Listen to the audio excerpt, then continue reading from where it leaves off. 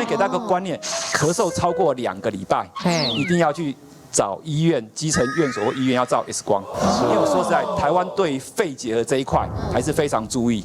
然后再过来，台湾人有个习惯哦，都觉得看医生哦，1帖要见效，3帖要根除。很多医生这个吃了1次不好，就想要换家。给他一个观念，如果你看一个医生感冒看了3次，哦，你可能3天或4天回去看，看了他快1个多礼拜都没好的话，你再跟医生讨论说是不是要做一些其他处理。